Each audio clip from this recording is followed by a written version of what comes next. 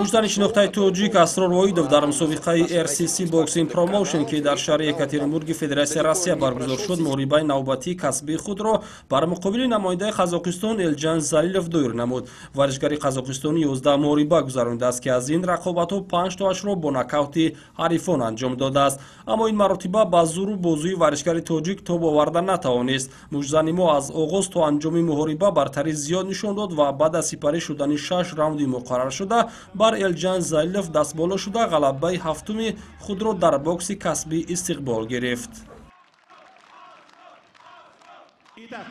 В этом бою победу единогласным решением судей одержал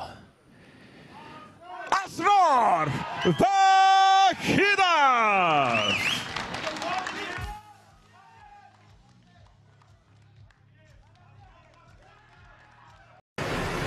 Assalomu alaykum va hamma hamvatanon va hamma hamshahriyonim Isroilda va hamma shuma rahmati kalom baroy dastgiri baroy hamajoniba va kamatun dastgiriyotun hazor rahmat va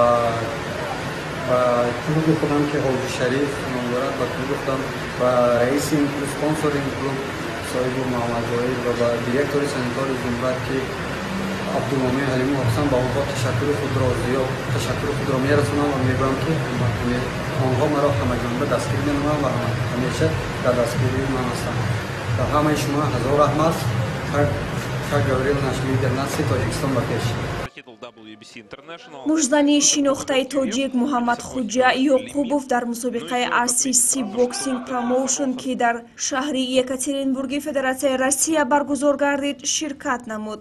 Муҳаммад Хуҷа 24 сол дошта қаҳрамони феълии WBC International ба ҳисоб меравад. ҳарифаш собиқ қаҳрамони ҷаҳон дар WBC варзишгари кишвари Мексика Томас Рохас буд.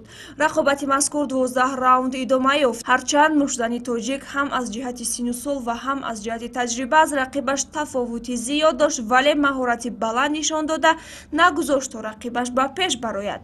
ниҳоятан Ёқубов бо қарори доварон бо ҳисоби 118 бар 110, 119 бар 110 ва 117 бар 111 дастболо шуд.